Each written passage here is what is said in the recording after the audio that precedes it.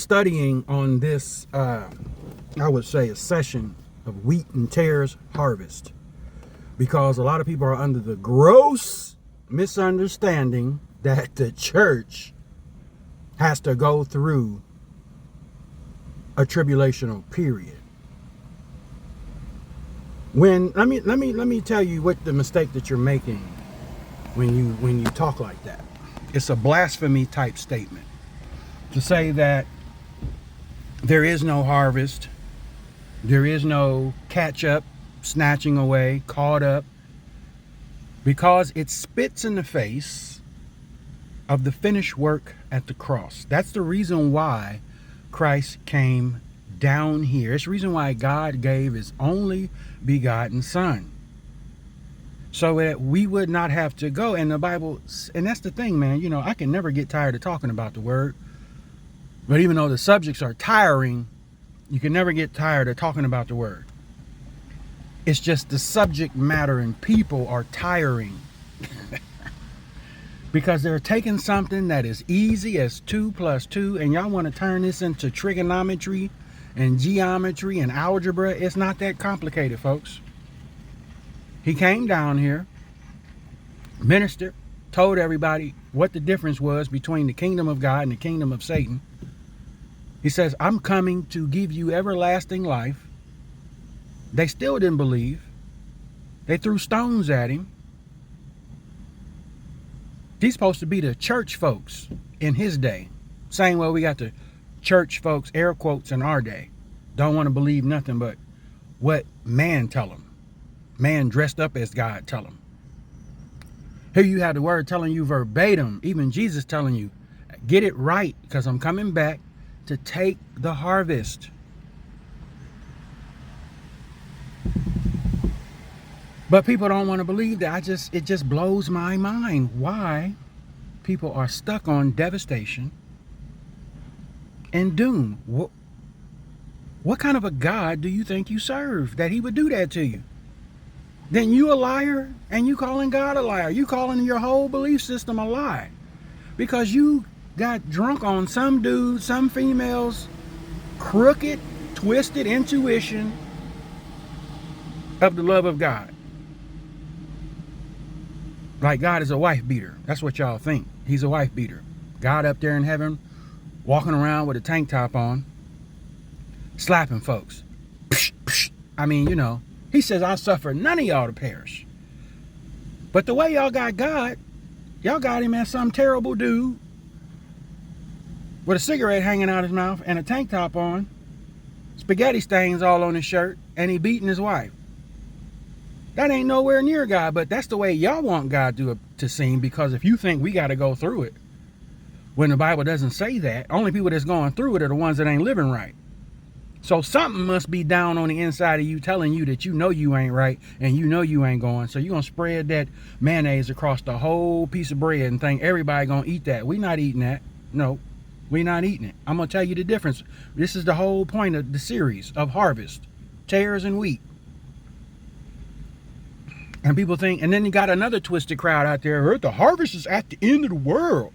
At the end of the world. You're not even going to make it to the end of the world. Do y'all understand? The first 6 seals, when they are opened, they are not opened. There's millions of people daily will be dying. When you look at everything that's going to pop off when them first 6 are open, in the first 6 months, millions are going to be dead due to war, civil war, and crust displacement, because the earth is changing. Jesus said it was going to change. Scientists are backing it up right now. In other words, the window is getting small for you to get out and get to safety during this grace period. Tsunamis, earthquakes, volcanoes going to take, and I said before, I believe spiritually all of them going to erupt at the same time when we get up out of here. That is the thing that makes me think about that doomsday map, and how a Christian came up with that map back in the 80s, the late 80s, early 90s, and he said God gave him that vision. It's been reproduced over the years. But when you talk about all these traumatic events that are going to happen to the earth physically, just with volcanoes and earthquakes, ground moving, the earth breaking up, they've confirmed multiple times the poles have shifted. The crust is shifting. This is the reason why it has to be a rescue, folks. And if you think that you going up in the mid or at the end, you are heavily mistaken, because I got the mid and the end right here for you. But it says it's a harvest. It's not a harvest of the church. They were already taken during the grace age. As soon as they left, that was judgment on the church. Grace age ended. Protection ended. Son of perdition has his full strength. He's looking to kill folk. And the son of perdition will be a so-called Jew, because those are the ones that's going to introduce him. And if the Jews are running around here talking about, and the same with the Muslims, that we're infidels and we got to be killed, because that's what they want to do now, but you can't do it because we're in the grace age. God ain't allowing that to happen. He ain't allowing them laws to take place. A lot of y'all going to be in serious trouble if y'all don't get your mind right about this harvest period. You're going to be down here to suffer all. And I don't know how you think you're going to make a mid. It don't exist anyway. Or at the end. Can y'all understand? Millions of people are getting ready to die on a daily basis. The word says it'll be the worst time ever. And we ain't in no worst time ever. We in the preview of it. Revelation 14 and 15. This is where y'all think it's a mid harvest, and it ain't no such thing. Another angel came out of the temple crying with a loud voice to him that sat on the cloud, thrust in your sickle and reap, for the time is come for thee to reap, for the harvest is ripe in the earth. Now people think, well, that's the rapture. That's the rapture. No, it ain't. This whole verse right here, when you get to the end of the verse, it tells you what this harvest is about. Okay? Look in 16. And he said to the one that sat on the cloud, and we just went over that, the harvest is ripe, it's ready to reap. But when you keep reading, it tells you who is harvested. Okay? Another angel came out of the temple which is in heaven, also having a harp of sickle, a sharp sickle. Okay, that's the harvest blade. You know, everybody, you're a farmer, you seen that thing. Okay, every week, that's what you whack with. And another angel came out from the altar, which had power over fire, and cried with a loud cry to him that had the sharp sickle, saying, thrust in your sharp sickle, and gather the cluster of the vine of the earth and her grapes, because they are fully ripe. Let's keep reading. And the angel thrust his sickle into the earth, and gathered the vine of the earth, and cast it into the great wine press of the wrath of God. Where does that sound like a rapture to you? How you think that that's a rapture? Where you get that from? Yes, there's a harvest. There's a harvest of the church, and then there's a harvest of the tares, folks. There's a time for everything. Their time, just as it is in Matthew 13 and 40, this correlates with that. This is what we're talking about. People want to say there's a mid-rapture. Ain't no such thing. This is the verse that they think is a mid-rapture. 14 is the chapter. But again, since y'all say we like to cherry pick, I'm a pick your cherry and smash it. This is what y'all do. So when you don't get an understanding, it's because you're only reading half. Keep going. And the wine press was trodden without the city, meaning the wine press, this event was outside of the city. And blood came out the wine press, even unto the horses' bridles, by the space of 1,600 furlongs. Verse 4, chapter 14. This is not a rapture, folks. It's a harvest of the wicked. Okay? It's a harvest of the wicked. Now, let's get to I mean, you can go through and read the whole thing if you want, but because we're going to not believe in the time, I'm getting right to the goods, to where they say this is a rapture. Well, what about him and when he's seen with the 100? Nobody gets saved. If you read that chapter when Jesus appears, nobody gets saved. He comes down with the 144,000 during the time of trib to preach, but ain't nobody listening. Nobody gets saved when he appears with them. They think it's something else. Of course, with all of the garbage that they got going on with space intelligence and satellites and blue beam and everything else, they gonna be so dumbed down, they not gonna know that that's Christ. Because the enemy gonna be throwing tricks at them, and they already gonna be wore out from that. That's why they don't get saved. That's why nobody gets saved after you see the church and 144,000 in heaven in chapter 7 in Revelation chapter 7. Nobody else is going up after that, folks. Nobody. Revelation 14, and you get down here to the end of it, it tells you that this harvest is for the wicked. Let's go back. Now, we put the word harvest back in here again. Okay? So we're not in the Old Testament. We talking about, because the Old Testament, when you're talking about harvest, it's talking about agriculture and farming, but then the typology is the same way spiritually. You plant, you water, you cultivate, it grows, you nourish it while it's growing, and then at the time of harvest, you take the good. Whatever's left and that's bad, that's what gets burned up, the same way you do in your own backyard. It ain't hard. Now, let's get back to New Testament. We put in the word harvest. Okay? Matthew 9 and 37. Then he said unto the disciples, the harvest truly is plenteous, but the laborers are few. I've covered that many times. Okay? Jesus is saying in Matthew chapter 9 that we are the harvest, but nobody's out doing anything to cultivate the harvest. Then you have the harvest show up in Matthew 13 and 30. Again, that's talking about the time of separation. There was a time of separation between the 10 brides. 5 smart went with the bridegroom. The 5 dumb were left in the world. Literally. And by the time they realized it, it was too late. It had already happened. That is the same scenario that it will be this time around.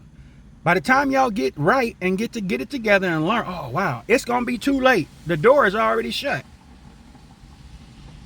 The 5 have already went forward into the kingdom with the bridegroom. Matthew 13 and 39, the enemy that sold them in is the devil. The harvest is at the end of the world, and the reapers are the angels. Again, this is just like works. You don't do no deep studying, no scuba diving. You only see, we're not saved by works, but you don't see later on down in verse 10 and 11, it says good works is how you're saved. This is how you were created by Christ. Same thing here. People read this one verse, that's the heart rapture at the end of the world. No, it's not. I just proved it to you. That's why the word says we must study.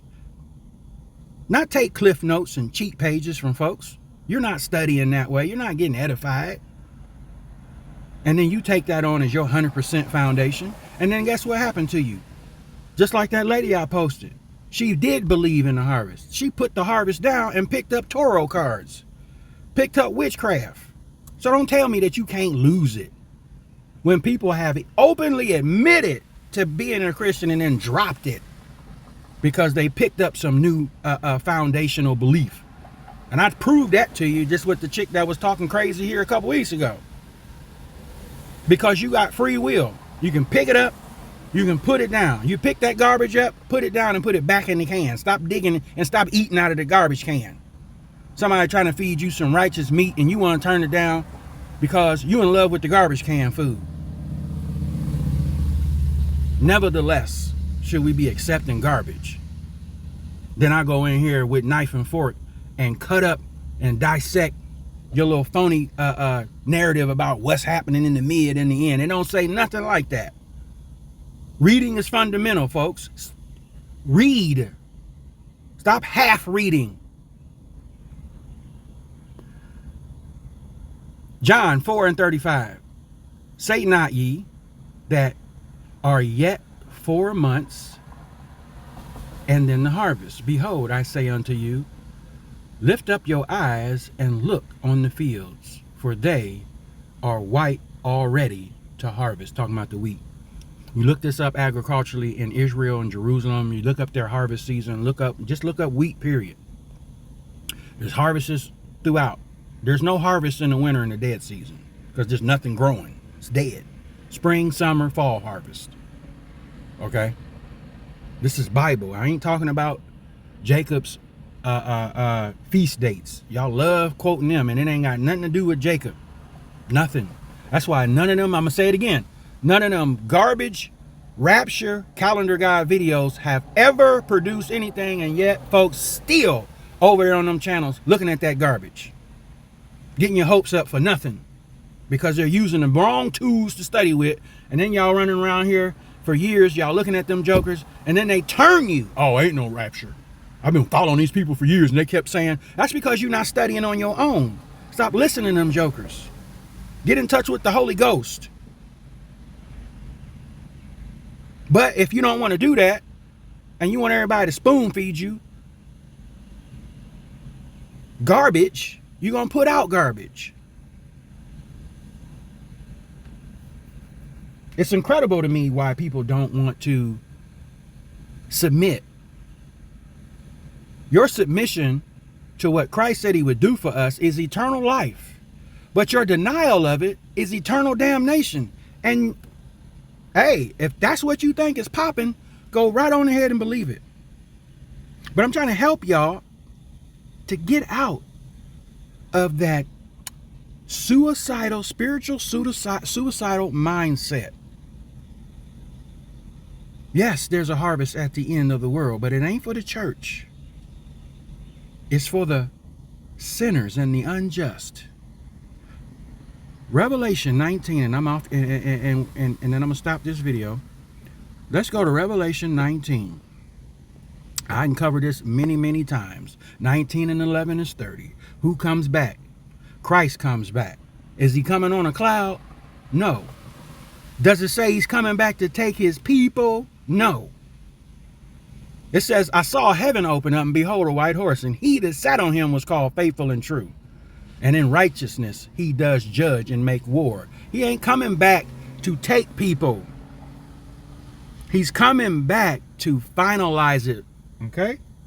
That's why it's chapter 19. 9 is the number of finality. He's not riding on a cloud, folks. The cloud is used to hide his glory so that it doesn't kill us. Just as it was told to Moses, I can't show you my glory. I must hide you in the cliff of the rock, and you can watch my back parts. So when the word says cloud, the cloud is a gesture of love, because God knows, Jesus knows, that their purity can kill us, because we have not been given our new garments yet. We cannot drink that wine yet until we've been given our newness. Period. Verse 14, we come back with him. The armies which were in heaven followed upon white horses. We follow him, clothed in fine white linen, fine and clean. That's when we got our robes as we were going up. We had a 180-day celebration, just as it was in Esther, 180 days. And then after the 180 days expired, there was a 7-day feast. Same as it is here now. 6 months, we won't, hey, it's going to be beautiful. In 7 years, there's going to be a feast of the Lamb, the bride and the bridegroom. And then once that's over with, then we come back down in Revelation 19, 14. He comes first. We trail behind him in verse 14. Ain't nobody going up at the end. Everything comes down. New Jerusalem comes down. The big city of gold comes down. The sun is gone. The moon is gone, because we won't have a need for that. Jesus will be the light thereof. It will never be dark. No more nighttime.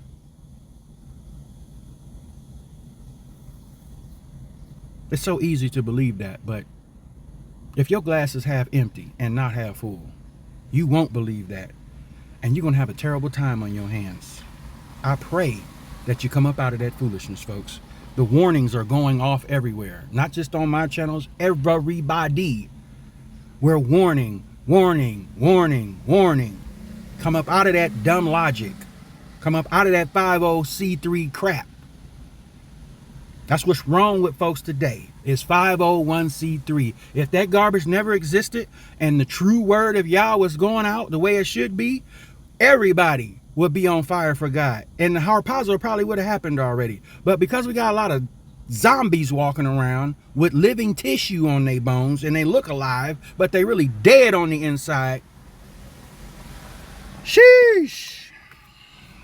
Get it together for y'all. Peace.